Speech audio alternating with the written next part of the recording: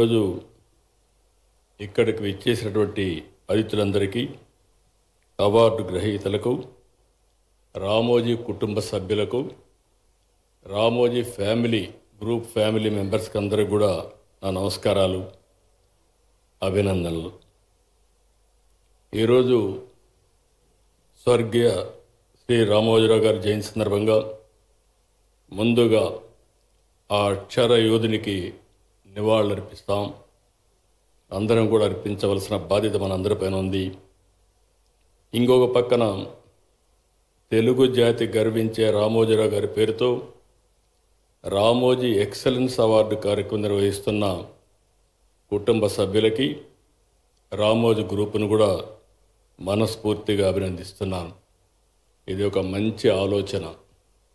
ఏదైనా ఎక్సలెన్స్ అనే పేరు ఉంటే ఆ ఎక్సలెన్స్కి ప్రతిరూపం రామోజీరావు గారు అని చెప్పి కూడా నేను మీకు తెలియజేసుకుంటున్నాను.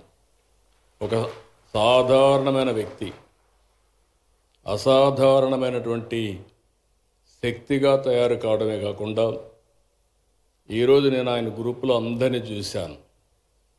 మామూలు వ్యక్తులు, పల్లెటూరులో ఉండే మామూలు వ్యక్తులను తీసుకొచ్చి ఒక సమర్థవంతమైన నాయకత్వ లక్షణాలు ఇవ్వడమే కాకుండా, ఆయన చేసిన పని మనం చూస్తే ఒక ఇన్స్టిట్యూషనలైజ్ చేశాడు. ప్రతి ఒక్కరూ కూడా ఒక ఇన్స్టిట్యూషన్గా తయారయ్యారు.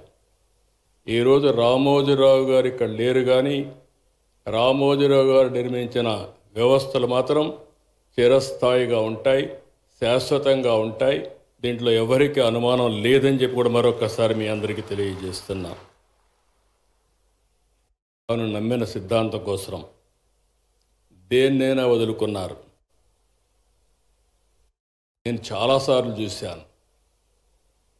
ఆయన జీవితంలో ఏ వ్యక్తిని ఇది నాకు చెయ్యాలి అని అడిగిన సందర్భం లేదు. ఆయన ఫోన్ చేస్తే ఎవరూ కాదనేవాళ్ళు లేరు.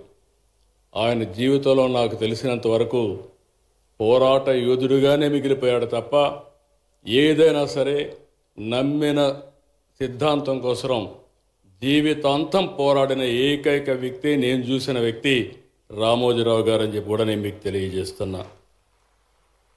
అందుకే ఆయన మన మధ్య లేకపోయినా ఒక నికార్సైన జర్నలిజంతో తెలుగు జాతికి, తెలుగు భాషకు ఆయన చేసిన సేవలను మనం ఎప్పటికీ మర్చిపోకూడదు కూడా. నేను ఆయన్ని చూశాను. ఎక్కడ అవినీతి జరిగినా, ఎక్కడ దోపిడీ జరిగినా, ఎక్కడ అన్యాయం జరిగినా తన కలంతో ప్రజల పక్షాన బలంగా పోరాడిన యోధుడు రామోజీరావు గారు. ఒకప్పుడు అపోజిషన్ లేకపోయినా ప్రతిపక్షంగా పనిచేసిన ఏకైక వ్యక్తి, ఏకైక సంస్థ రామోజీ సంస్థ అని చెప్పి కూడా నేను మీకు తెలియజేస్తున్నా.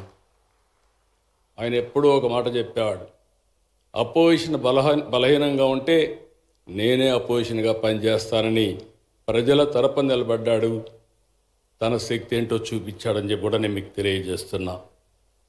5 దశాబ్దాలు విజయవంతంగా ఇంత ప్రజాదరణతో నడుస్తుందంటే, సగర్వంగా నిలబడిందంటే చిన్న విషయం కాదు. ఆ ఘనత ఒక్క ఈనాడుకే దక్కుతుంది. అలాంటి ఒక ఉన్నతమైన విలువతో స్థాపించిన వ్యవస్థ ఈనాడు అని చెప్పి కూడా నేను మీకు తెలియజేస్తున్నా.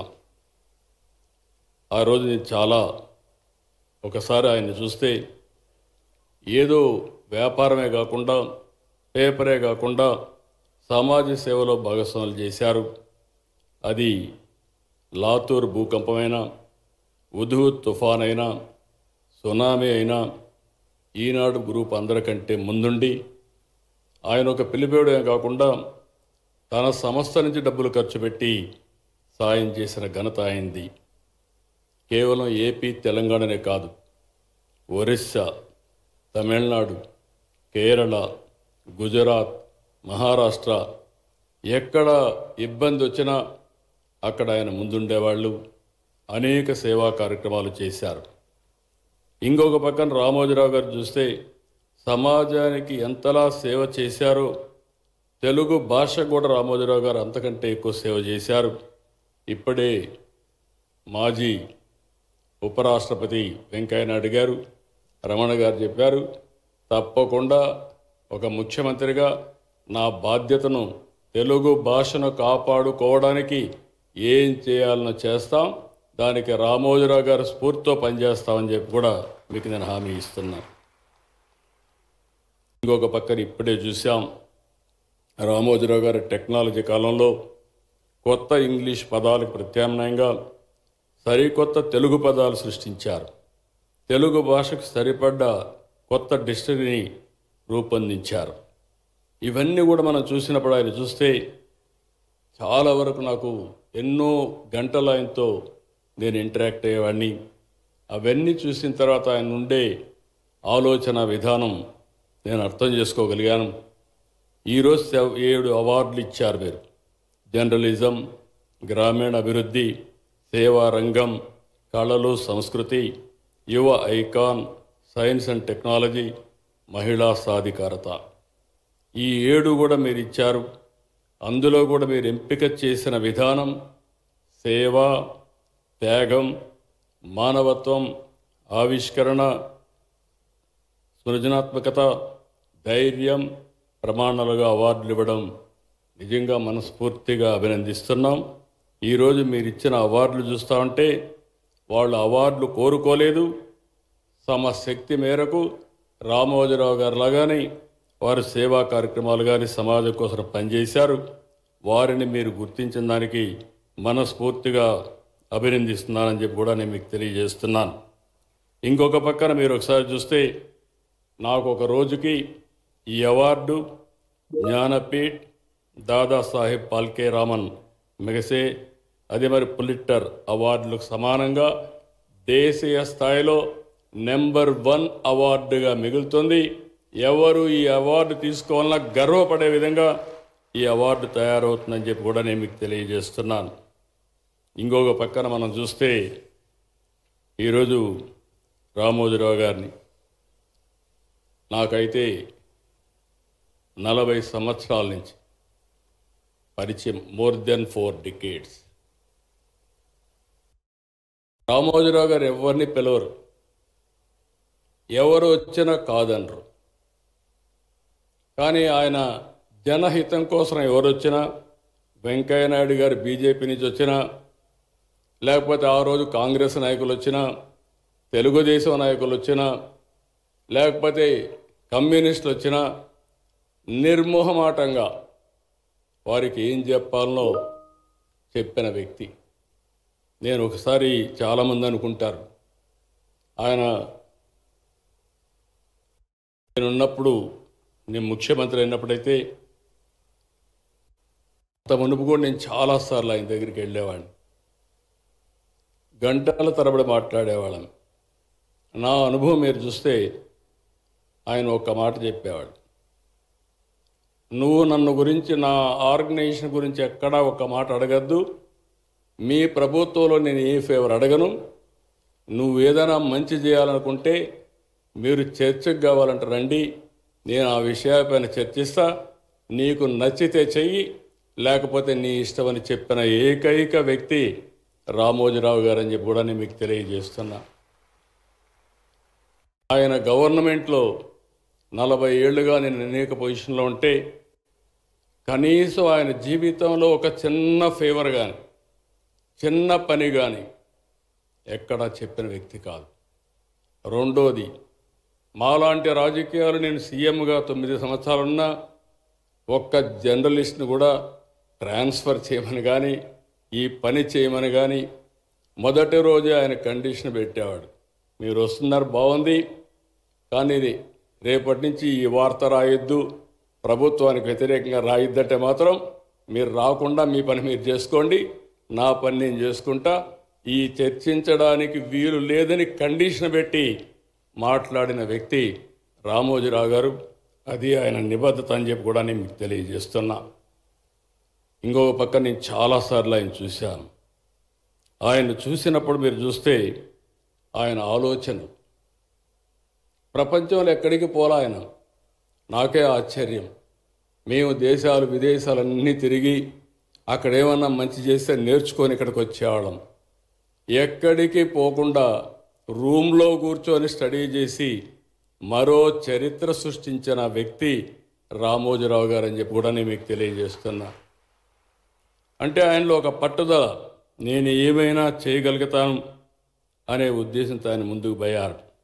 ఇంకొక పక్క మనం చూస్తే 4 దశాబ్దాలుగా నాకుండే అనుభవాలే కాకుండా ఇంకొక పక్కన ఒక స్ఫూర్తినిచ్చేవాడు. ఆయన దగ్గర 1 గంట 2 గంటలు మాట్లాడితే అనేక విషయాల్లో ఒక స్పష్టత వచ్చేది, ఒక స్ఫూర్తి వచ్చేది. అక్కడి నుంచి ఇంకా బాగా పనిచేయాలనే పట్టుదలతో ముందుకు పోయామని చెప్పి కూడా నేను మీకు తెలియజేస్తున్నా. ఆయన ఒకటే ఆలోచించేవారు, మంచి సమాజం ఉండాలి, విలువలతో కూడిన రాజకీయాలు ఉండాలి, వ్యాపారాలు కూడా విలువలతో చేయాలని చెప్పి 24 గంటలు ఆలోచించి ముందుకు పోయారు. నేను ఆయన సంస్థలో మీరు ఇప్పుడు కూడా చూడండి, అందరూ కూడా మామూలు వ్యక్తులు. వాళ్ళందరినీ తీసుకొచ్చి ట్రైనింగ్ ఇచ్చి ఇప్పుడు కూడా నేను చూస్తూ ఉంటాను. వేరే పేపర్లకు ఆయన పేపర్లకు, ఆయన చేసే వ్యాపారాలకు వేరే వాళ్ళ వ్యాపారాలకు చాలా డిఫరెన్స్ ఉందంటే దానికి కారణం ఆయన ఇచ్చే ట్రైనింగ్ కానీ, ఆయన చేసిన విధానం కానీ, వాళ్ళకిచ్చిన స్ఫూర్తే కారణం అని చెప్పి కూడా నేను మీకు తెలియజేస్తున్నా.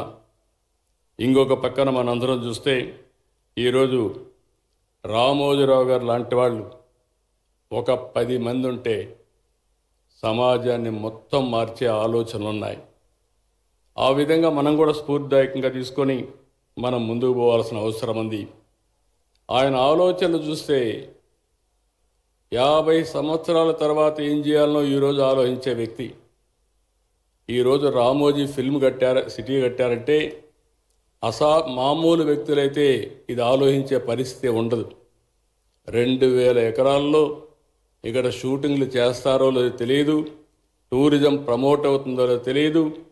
కానీ సర్వస్వాన్ని ఆయన ఇల్లు కూడా మార్చి ఇక్కడికి వచ్చి పడుకొని ఇక్కడే కాపురం ఉండి ఒక బ్రహ్మాండమైన స్టూడియో కట్టాడంటే దానికి కారణం రామోజీరావు గారిలో ఉండే పట్టుదలని చెప్పి కూడా నేను మీకు తెలియజేస్తున్నా. అందుకే ఆయన చూసినప్పుడంతా కూడా ఈరోజు మనందరం ఒకసారి గుర్తుపెట్టుకుంటే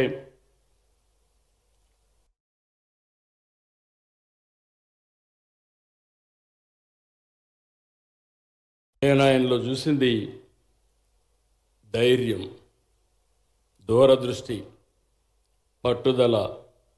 ఎంత ఒత్తిడున్నా, ఎంతటి అణచివేత వచ్చినా ఆయన జీవితంలో ఆయన ఫేస్ చేసినటువంటి క్రైసిస్ కానీ, ఒత్తిళ్ళు కానీ, మేము వ్యక్తులతో పెట్టుకుంటున్నాం, గవర్నమెంట్లో ఉంటాం, ప్రతిపక్షంలో ఉంటాం, మళ్ళా అధికారంలోకి వస్తాం, కానీ ఒక మీడియాని మేనేజ్ చేసే వ్యక్తి ప్రభుత్వాలతో పోరాడి మనుగడ సాధించాడంటే అది రామోజీరావు గారికి ఉండే విశిష్టమైన లక్షణం.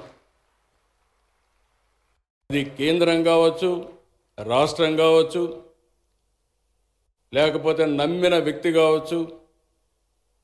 నేను చాలాసార్లు చూశాను.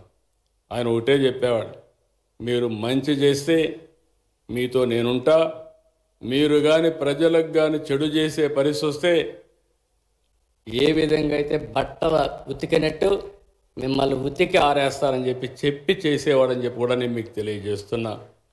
అలాంటి మహనీయుడి యొక్క విలువలతో ఈరోజు ఫ్యామిలీ మెంబర్స్కి ఒకటే కోరుతున్నా. ఇప్పుడే వెంకయ్యనాయుడు గారు చెప్పారు, లెగసీస్ ఏముండవు, వారసత్వాలు ఎవరికీ ఉండవు. పెద్ద లెగసీస్ అన్నీ, ఎంపైర్స్ అన్నీ కొలాప్స్ అయిపోతున్నాయి, ఎకనామిక్ ఎంపైర్స్ కూడా కొలాప్స్ అవుతున్నాయి. కానీ ఆయన సృష్టించినటువంటి వ్యవస్థ విలువలతో కూడిందే కాకుండా సమర్థత, ఇంకొక పక్కన అన్నింటికంటే ఆయన పెట్టిన పెట్టుబడి చూస్తే మనుషులపైన పెట్టుబడి పెట్టాడు. చాలా పేపర్లు చూస్తూ ఉంటాను నేను. రామోజీరావు గారి ఈనాడు పేపరు ఒక యూనివర్సిటీ. ఇక్కడ పనిచేసిన వాళ్ళే దేశంలో అన్ని పేపర్లకు వెళ్ళే పరిస్థితికి వచ్చారు. ఎవరిని మాట్లాడినా ఎక్కడ పనిచేశారంటే రామోజీరావు గారు పెట్టినటువంటి జర్నలిజం స్కూల్లో చదువుకున్నాం, అక్కడ పనిచేశామని చెప్పే పరిస్థితికి వచ్చారు. అలాంటి ఇన్స్టిట్యూషన్ని తయారు చేశారు. ఇప్పుడు మీ మీద ఒక గురుతరమైన బాధ్యత ఉంది. ఆయన లేడు కానీ ఆ స్ఫూర్తి మీ దగ్గర ఉంది. ఇక్కడే ఆయన ఉన్నాడు. ఒక శక్తివంతమైన ప్రభావం చూపిస్తూ మనకు స్ఫూర్తినిచ్చే విలువలు వదిలిపెట్టి వెళ్ళాడు. నాకు ఏమాత్రం మానలేదు మిమ్మల్ని చూసినప్పుడు. ఆ రోజు రామోజీరావు గారు ఉన్నప్పుడు ఏ స్టాండర్డ్తో కండక్ట్ చేశాడో దానికంటే మెరుగైన స్టాండర్డ్స్తో ఈరోజు మీరు ఈ మీటింగ్ కండక్ట్ చేశారు. దీనికి మనస్ఫూర్తిగా అభినందనలు. అదే సమయంలో ఆయనకు నిజమైన నివాళి మనం అందరం కూడా ఆయన మెచ్చిన విషయాల్ని ముందుకు తీసుకుపోతే అది సాధ్యం. నాలాంటి వారికి ఆయన ఇచ్చినటువంటి స్ఫూర్తి ప్రజలకు మంచి చేయమని, మీకు కూడా ఆయన ఇచ్చిన ఆయుధం పేపర్, టీవీలు, ప్రజల పక్షాన నిలబడి పోరాడమని చెప్పి మనందరినీ స్ఫూర్తితో ముందుకు పంపించిన వ్యక్తి. ఆ స్ఫూర్తి ఎప్పుడూ ఉంటుంది. నాకైతే నా జీవితంలో ఎప్పుడూ మర్చిపోను. ఏ కష్టం వచ్చినా ఒక్కసారి రామోజీరావు గారిని తలుచుకొని నేను ముందుకు పోతే నేను ఆ కష్టాలు ఎన్నొచ్చినా అధిగమించే శక్తి వస్తుందంటే అది ఆయన ఇచ్చినటువంటి పట్టుదల అని చెప్పి కూడా నేను మీకు తెలియజేసుకుంటూ మరొకసారి ఒక wonderful momentum. I'm very happy. నాకైతే ఏ విధంగా ఆయన చూపించిన చొరవని, ఆయన చేసిన సహకారాన్ని నేను జీవితంలో కూడా మర్చిపోలేను. అందుకే ఆయన చనిపోయినప్పుడు కూడా నేను చూశాను. నేను ఇక్కడ రాజకీయాలు మాట్లాడదలుచుకోలేదు, ఎందుకంటే దగ్గరగా చూశాను ఆయన్ని, ఆయన పట్టుదల చూశాను. అదే మాదిరిగా ఆయన పట్టుదల కూడా ఎట్టుంటుందంటే కొన్ని సందర్భాల్లో సఫర్ అయినా, కడాన కుటుంబ సభ్యులు కూడా సఫర్ అయినా అక్కడ తలంచలేదు. అవసరమైతే మీరు కూడా సిద్ధంగా ఉండండి. నమ్మిన సిద్ధాంతం కోసం నేను త్యాగం చేయడం కాదు, అవసరమైతే కుటుంబ సభ్యులు కూడా త్యాగానికి సిద్ధంగా ఉండాలని చెప్పిన వ్యక్తి, చేసి చూపించిన వ్యక్తి రామోజీరావు గారు అని చెప్పి నేను మీకు తెలియజేసుకుంటూ, ఆ మెమరీసే వేరు. తప్పకుండా మనందరం గుర్తుపెట్టుకొని ముందుకు పోవాల్సిన అవసరం ఉంది. చాలామంది శ్రేయోభిలాషులు వచ్చారు. అందరిని కూడా మిమ్మల్ని చూసినప్పుడు ఇప్పుడు వెంకయ్యనాయుడు గారు, రమణ గారు చెప్పిన విషయాలు కూడా మేము గుర్తుపెట్టుకుంటాం. తప్పకుండా రామోజీరావు గారి స్ఫూర్తితో పనిచేస్తామని మరొక్కసారి తెలియజేసుకుంటూ అందరికీ నమస్కారాలు, ధన్యవాదాలు. థ్యాంక్ యూ అనండి.